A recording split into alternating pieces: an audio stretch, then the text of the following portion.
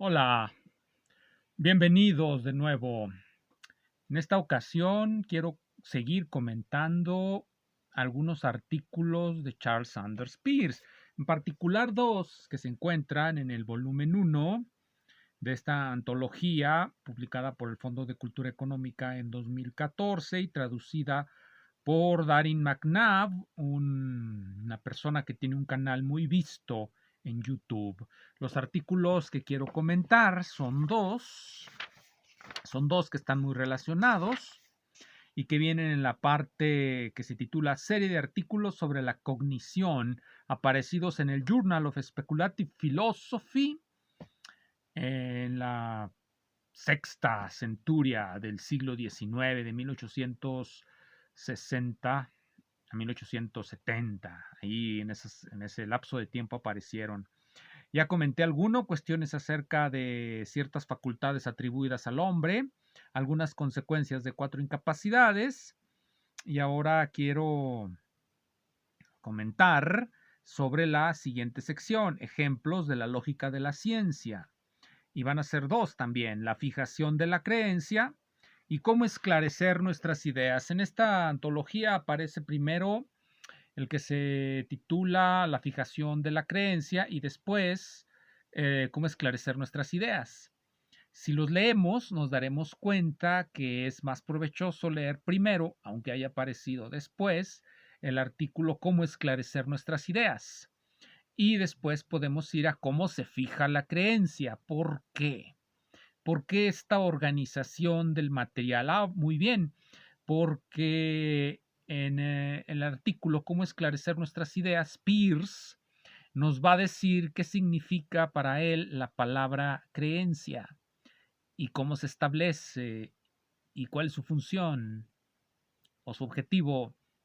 Y en el siguiente artículo, Cómo fijar la creencia, nos va a decir los métodos que se conocen para lograr que esa creencia entre dentro de nosotros o que esté formando parte de nuestra vida.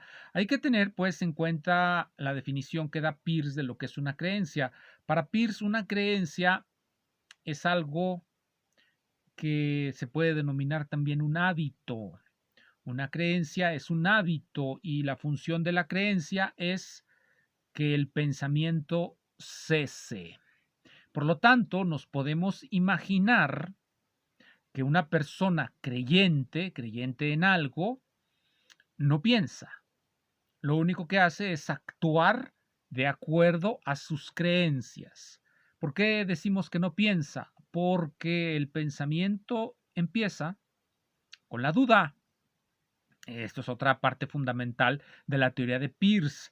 Y aquí hay que recordar también otro de sus apotegmas fundamentales, que es la crítica que hace directamente al método cartesiano de imponernos una duda.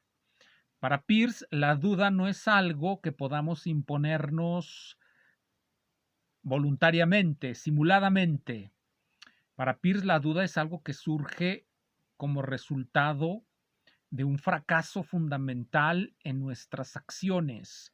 De ahí ese apotegma que comentaba hace un momento, pero que no dije, se los digo, no dudemos en nuestra filosofía de lo que no dudamos en nuestros corazones. Alguien puede creer en un partido político X o alguien puede creer en Dios Padre Santo y Todopoderoso y Trino y en su filosofía descreer de ello simplemente como simulación. Eso es a lo que se refiere. En nuestra vida cotidiana nosotros tenemos ciertas creencias que se han vuelto ya, perdóneseme la palabra, por utilizar una palabra como esta, automatismos, ya están automáticos estas creencias, ya actuamos de acuerdo a ellas. Las creencias son reglas que dirigen nuestra conducta y en la medida en que son reglas para la acción y que dirigen nuestra conducta y nuestro comportamiento, no dudamos de ellas, las aplicamos constantemente, las creencias. Entonces es por eso por lo que si en nuestra filosofía, en nuestra reflexión sobre el mundo, nos imponemos simuladamente que algo, de que dudamos de algo, pues ciertamente estaremos engañándonos a nosotros mismos. Para Peirce, la duda metódica cartesiana es una suerte de autoengaño. Autoengaño. Entonces, ¿en qué momento esa creencia realmente puede ser desafiada? La creencia es desafiada cuando fracasa. Así de sencillo. Cuando la aplicamos, cuando la seguimos esa regla de conducta y fracasa. Sencillamente eso. Así de sencillo, fracasa. Entonces entra en nosotros la duda. La duda es el resultado de un fracaso de nuestras creencias. Así de sencillo. ¿La duda qué es? Es aquello que nos irrita cuando nuestras creencias han fracasado. Cualquiera creencia que tengamos y cualquier regla de conducta que utilicemos en algún momento va a fracasar. Y cuando finalmente fracase, nos vamos a llenar de dudas. Es ahí donde entra la cuestión de cómo vamos a fijar nuevas creencias, porque para Peirce el hecho de que haya una duda nos genera una irritación. Por supuesto que nos genera una irritación. No sabemos cómo actuar, no sabemos qué hacer, no sabemos cómo conducirnos cuando nos vemos llenos de dudas. Eso es lo fundamental en la teoría de la duda de Peirce. No es un juego simulado que hacemos junto a una estufa o aquí junto a mis libros. No, la duda es el resultado de una catástrofe que ocurre en nuestras vidas y que nos llena de irritación. No sabemos qué hacer. Nuestro grande héroe honesto de pronto resulta que es deshonesto. ¿Qué vamos a hacer? ¿Cómo vamos a fijar una nueva creencia? Peirce va a distinguir varios métodos para fijar la creencia. 4. El de la tenacidad, el de la autoridad, el método a priori y el método de la ciencia. Los tres primeros métodos, el de la tenacidad, el de la autoridad y el método a priori, son, según Peirce, métodos subjetivos. El método de la ciencia será un método objetivo que va a introducir un concepto extraño a los tres anteriores. Ese concepto es el de objetividad o realidad. Es esa realidad contra la que chocan nuestras creencias. Y está aquí pues también dando un ataque frontal contra los idealismos de toda la haya. Nosotros podemos dudar del mundo, podemos dudar que el mundo exista, podemos creer en los solipsismos a los que nos conducen todos los idealismos trascendentales, todos los idealismos absolutos, todos los idealismos hipotéticos, todos esos. Podemos dudar del mundo, claro. Pero en algún momento esa simulación chocará contra la realidad del mundo. Inténtenlo, inténtenlo, inténtenlo. Si ustedes creen que de verdad el mundo es el resultado de la actividad de nuestra conciencia o algo por el estilo, intenten seguirlo y si nunca fracasan, bueno, tienen derecho, tienen motivos, están autorizados, tienen razones para asumir que eso que creen tiene fundamentos. Pero si fracasa, si no se pueden conducir respecto a ello, pues entonces no tiene ningún fundamento, de acuerdo a Peirce. Bien, vamos a explicar más o menos. Por supuesto, Peirce los explica mucho mejor. Y también McNabb. Les recomiendo que vean sus videos de Darin McNabb. Los diferentes métodos. Ahora que está uno sumido en la duda, uno puede simplemente negarse a aceptar que existe esa duda. Ese es el método de la tenacidad. Digamos, por decirlo con una canción que les encanta a muchos, no sé por qué les encanta, se titula El Necio, de un cantautor cubano cuyo nombre no recuerdo y que muchos hacen de ella, no sé, se emocionan cuando le escuchan. El Necio, ese es el método de la tenacidad. La realidad ya me ha demostrado que lo que hago no funciona y sin embargo me empecino en hacerlo. Es un método subjetivo.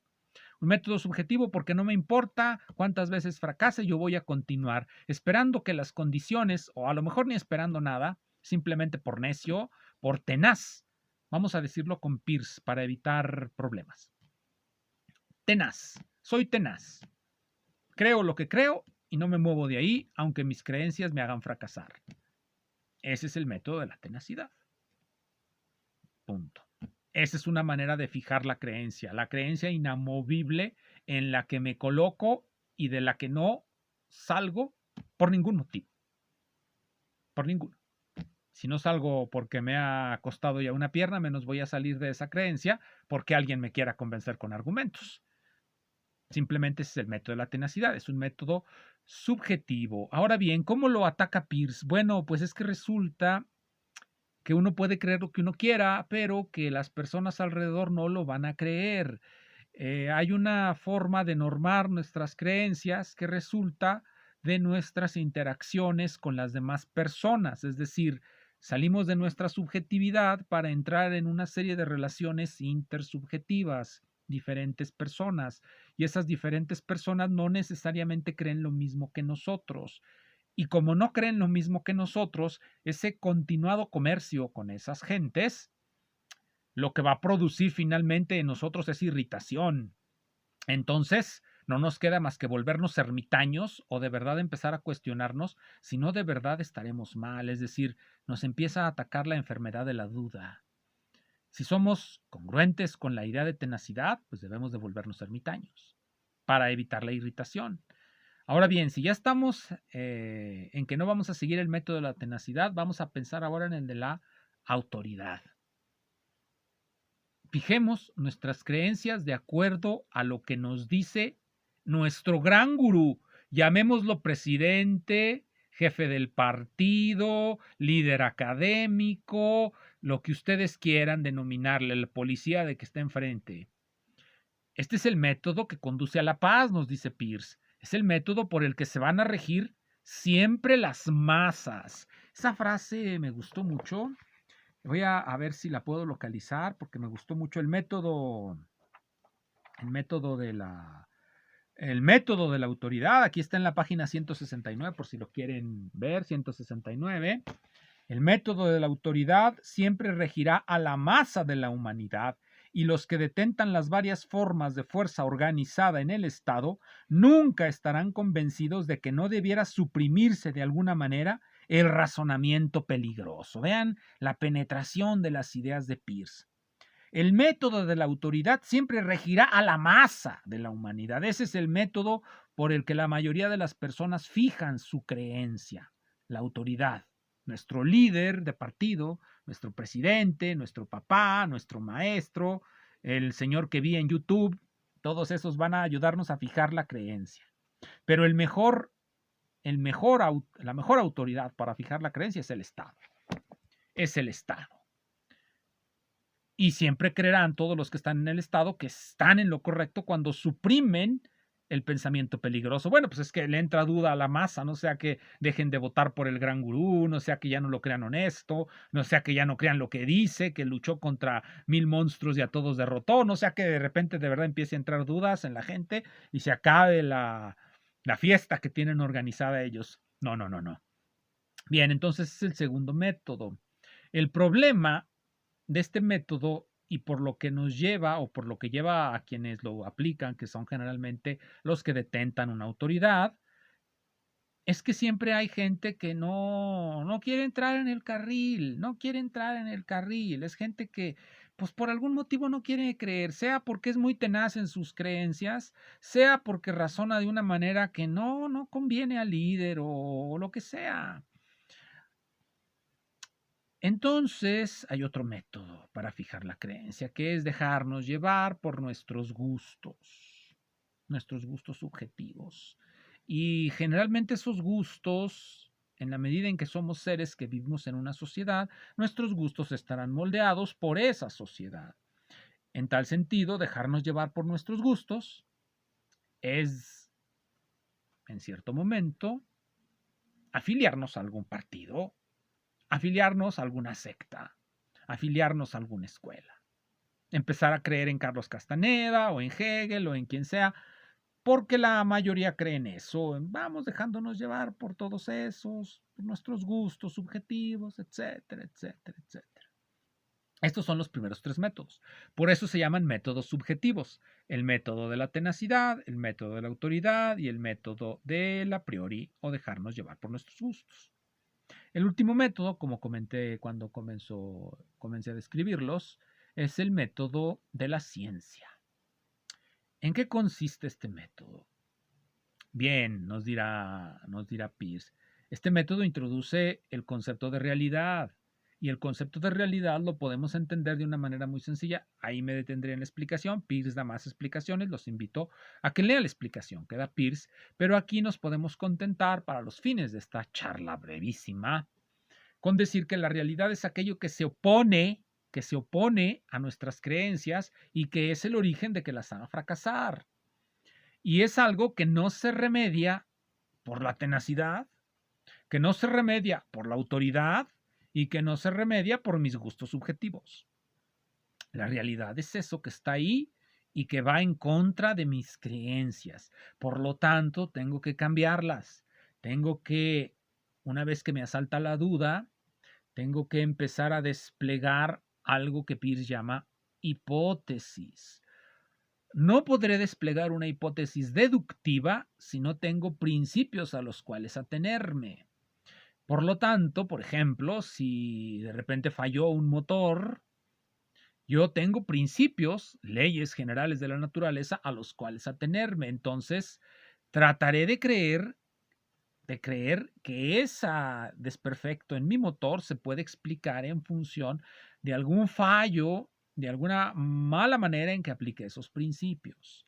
Si no tengo principios para moverme, es decir, si estoy en una situación en la que no conozco las leyes generales que rigen ese fenómeno que me afecta y que me irrita, tengo dos opciones adicionales. La inducción, que explica Peirce en todos lados, explica la inducción, y un concepto que explica de manera más tardía en artículos posteriores que él denomina abducción. Para él, la abducción es el método correcto de la ciencia y en realidad lo podemos imaginar como una cuestión de imaginación inventiva para generar hipótesis. En la inducción, nosotros tomamos una serie de casos. La inducción la va a entender Peirce como una frecuencia, es una teoría frecuencial de la probabilidad de la que nos habla Peirce antes de von Mises, aunque no pone el requisito de los límites, pero en realidad si lo leemos con cuidado, ahí está la definición frecuencial de probabilidad cuando nos describe el método de la inducción. Ahora bien, en el caso de la abducción no hay tal cosa como una